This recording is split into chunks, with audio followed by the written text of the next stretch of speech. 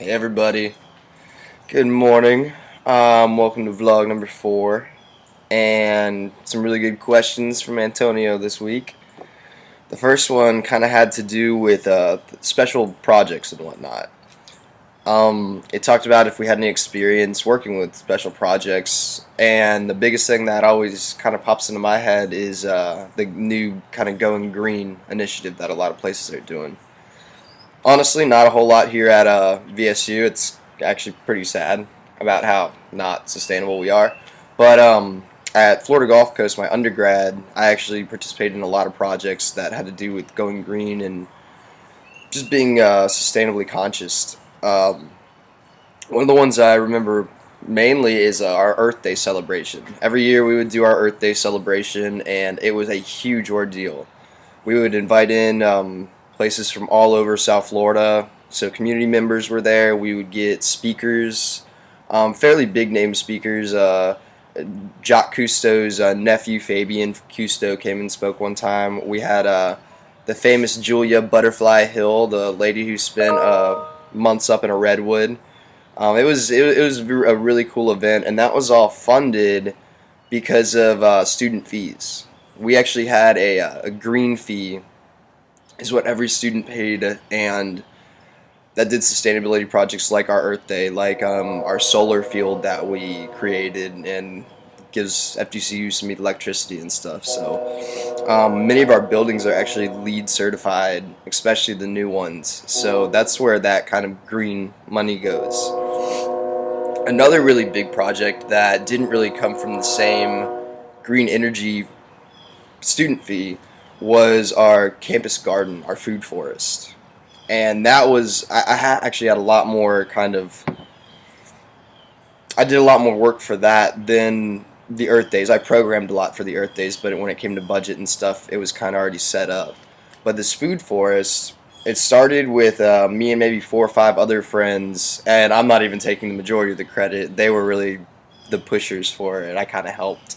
But it started 3 years before we actually got funding for it. I think one of the parts of the questions was how long did it kind of take, and it was a long time getting people to back up this idea to kind of build this club. It started off as our backyard farmers, people who would just kind of go into their yards and plant little gardens and stuff, and it escalated and got bigger and bigger and bigger every year. And finally, right before leaving my senior year, we had enough sway both in student government as well as in that club to ask for funding to start our campus garden. And we actually ended up getting about $13,000 to make this garden. It was the Rolls Royce of campus gardens.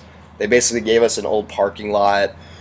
We had to do everything from tear that parking lot up to put down new soil to plant everything. It was a huge ordeal, and it was probably about 2 years after we received that money when I left FGCU, when the building was it looked somewhat of a garden at that point.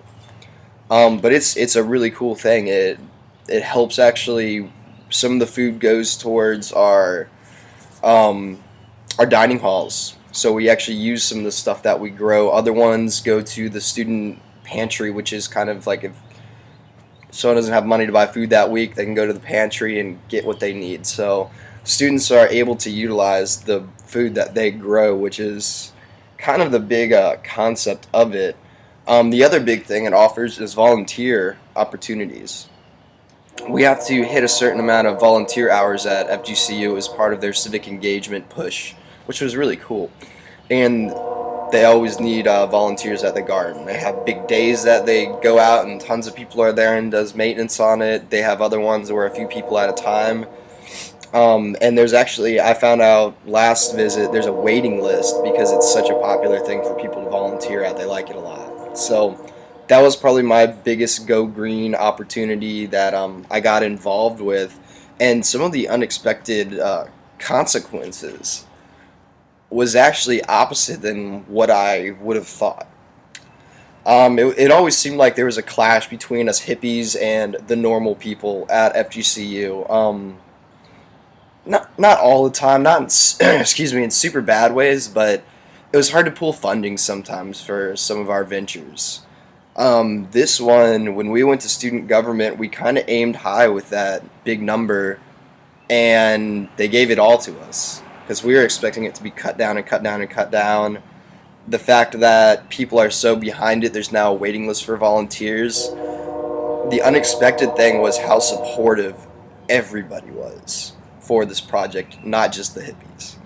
So that was really neat. That was probably one of the things that stands out most to me about kind of a special project I worked at FGCU. And running along with that, I was thinking about the next question: what was a major project that was occurring?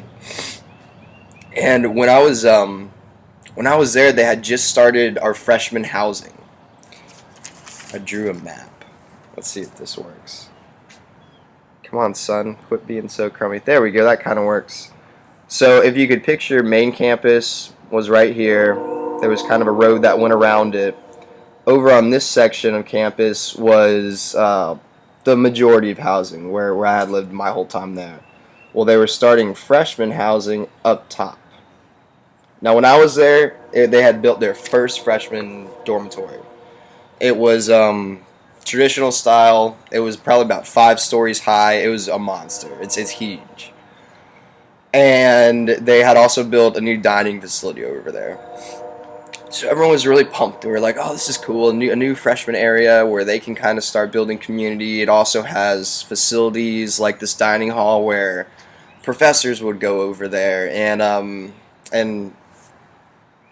what's the word? Not higher up.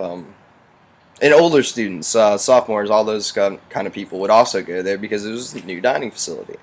So it really helped mingle kind of where the freshmen lived and brought in other people to interact with them, which is really neat. And that was the start of it. When I visited last, I knew that their plan was to expand it and make it bigger. I didn't realize how big they were going, though, because when I got back there last time, there were, I think, 4 new 5-story buildings. And to give you a perspective, it's like Georgia Hall, maybe a little bit bigger, each one of these buildings. And it's amazing. They can now bring in so many more students in there. And because it's gotten so much bigger, they've kind of expanded the facilities. They now have a part of Campus Rec is over there. They have a pool over there for them. They have places where they can do group fitness classes. So it's not part of the main rec facility, but since there's so many people, they're building this new community. So that was actually a really, really cool thing. Yeah, I would say community building has been the biggest thing from that, and I have a feeling that they're going to go bigger. I don't know how much bigger, maybe a couple more buildings, but it's a really cool thing to see. So I hope that answered the questions for this week. You guys have a great week and have a good Valentine's Day.